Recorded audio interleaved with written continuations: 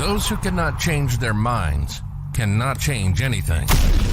This is Success with Srini. Welcome back to Success with Srini. Happy Friday morning to you. Today on the podcast, I'm answering a question that has come in from a long-time listener of my radio shows and now the podcast, but then somebody who's very active listening to my recent shows. Srini, I have been listening to your radio shows for a long time, and lately I had been thinking of starting a business. Not that I want to make money, but it's just that I'm very unhappy in my job situation. And I heard you say that it's better to start a business while having a job. I was not sure because I want to leave my job. I'm kind of conflicted. I wanted your suggestion. I thought of consulting with you, but on the recent radio show, you said you don't want or you cannot do consultations. You are asking people to text you. So I'm texting you here. This is an incredible question. So thank you for this question because this is something very close to my heart. I have personally gone through this. Thinking of expanding my career, focus on my career, get all the qualifications, all the experience, and kind of stay and rise through the corporate ladder, or leave that path and start my own business. So this, and for a long time I did both. So I'll tell you, the answer to this question is from my heart. Okay. The first and the foremost, I am a big supporter of entrepreneurship, and I want everybody to have that autonomy, that freedom. That is what is going on this podcast. I repeat myself across many episodes. Over the months, I've been telling this. So you can hear me say that. And I have been in that position myself where I've suffered through jobs.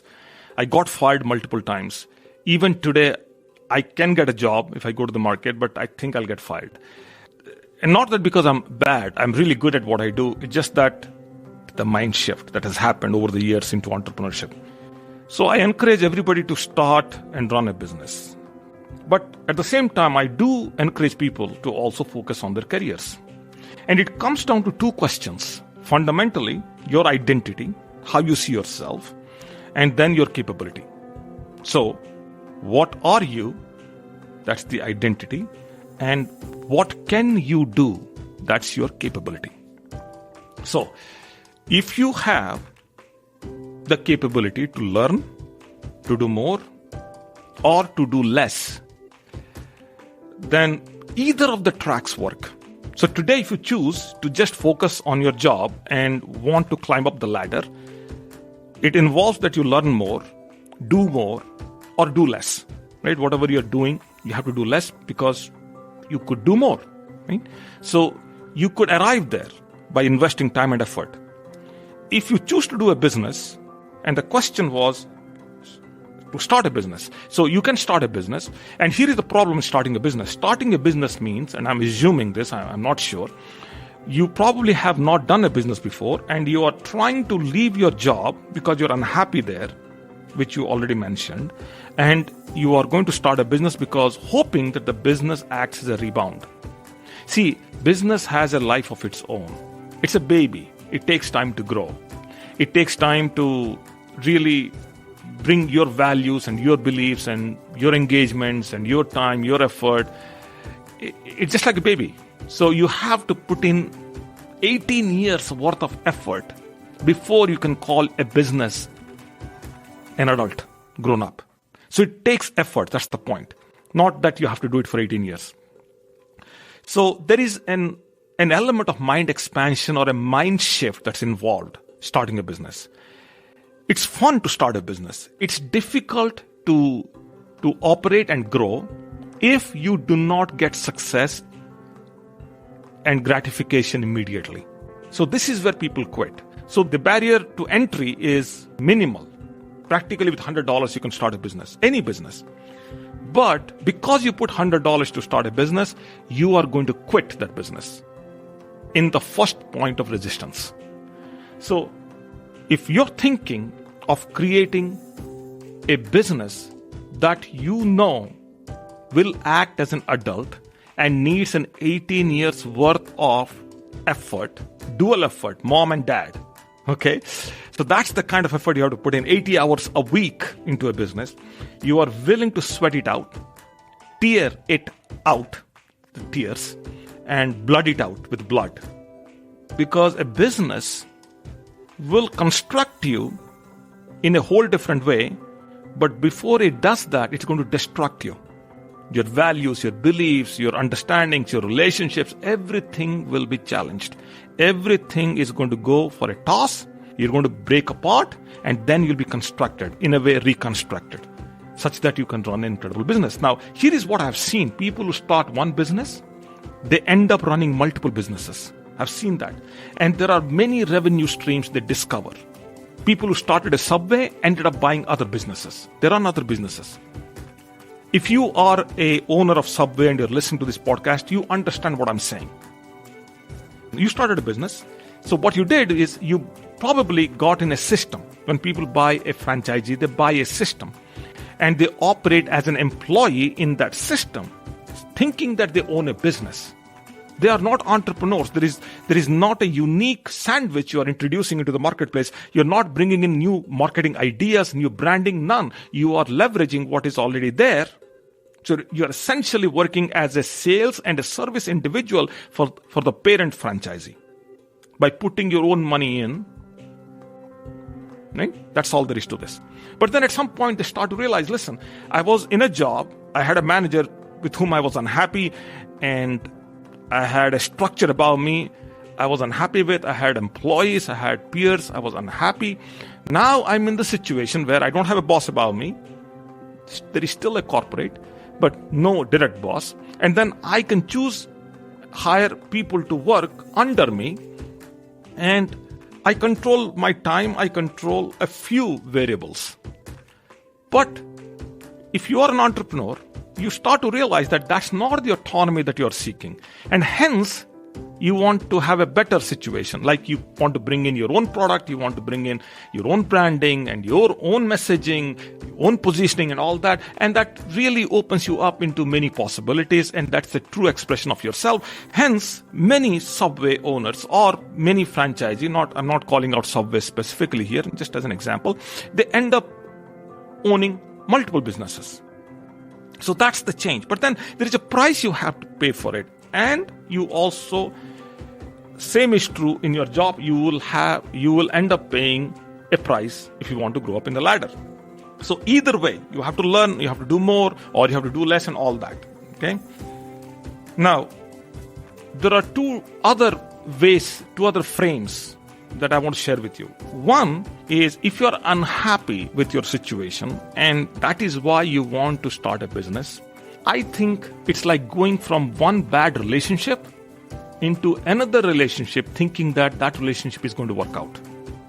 If that is true, then we don't have the high second marriage divorces in the country today and across the world. So people who are getting married for the second time thinking that, they will have a better situation are getting divorced at a higher rate, at a faster rate than the first time around, as compared to the first time divorces. So it's interesting how this is playing out.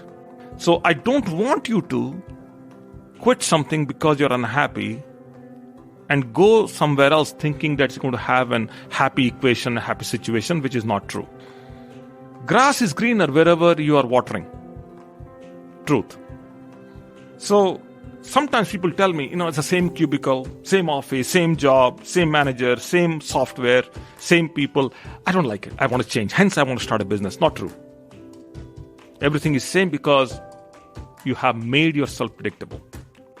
And wherever you'll go, you'll make yourself predictable. It's just a matter of time before your craving for that variety is going to go away.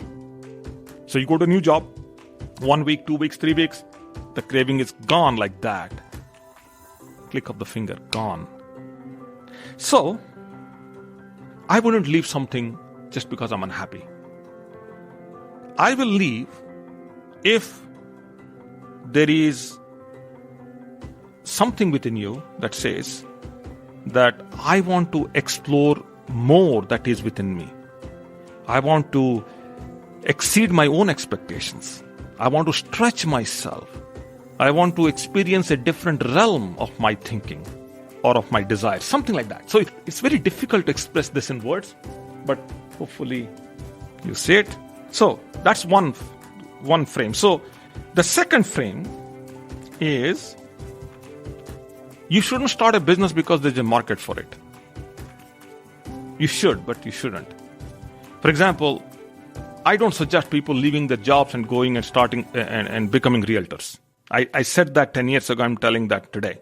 Now, if you are a realtor who quit your job and you're successful, all the power to you. That's an exception. But many don't. So, leaving a job and becoming, something, because the market is there. The market is ripe, it's happening. So why not I get in and take a share? I wouldn't. I would do it if you are self-driven. So there are two kinds of people, market-driven and self-driven. If you're market-driven, you are temporary. You'll be gone. The market is gone, you're gone. If you're self-driven, then you are there, no matter what happens. So growth happens in both areas, by the way. You will succeed in both areas. So if you are market-driven, that means you'll have vertical growth. If the market grows, then you will grow. And you will have expansion and all that. So all that is good. But if the market collapses, you are going to be the first individual to leave. The market will take you along with it. We are seeing that happening right now with many realtors. I get the calls, I know. If you're self-driven, you will always find a reason to stay. And you'll go all in. You're not holding any boundaries. So between a job and a business, if I have to choose, I told you, I'll choose a business. And I will choose a business with an intent to go all in. I will not think of, I'll have a job, I'll also have a business, I can manage both. You cannot. Listen, you can't manage kids at home. You cannot manage businesses. You cannot manage two responsibilities. You cannot do it. People have done it. They think they're successful. All the best. I don't know what their definition of success is. All the best. Okay, in my book, in my dictionary, it's mediocrity. That's mediocre thinking, that I can juggle a job, I can juggle a business. People say, I'm going to make $1 million in my business, then I'll quit my job. They never do, because they fundamentally have employee mindset, and they will continue to milk the system as employees, and they will try to milk the system. They try to milk the system on the business front. They're always scared, they're always fearful. It doesn't work. That's not freedom. That's like buying yourself another job. Okay. It's gone too far. Hopefully this is helpful. Pardon me if this is a rant, but you see the pain that I have within me. I told you this is going to come from within. Okay, hopefully it did. So you take care of yourself. You have a wonderful Friday. I don't want to extend this and enlarge this conversation and leave you in a bad taste, but hopefully this is valuable to you. That's all for now. And you have a wonderful weekend, as I said, and I will be back with you as early as tomorrow morning. Stay tuned. Bye now.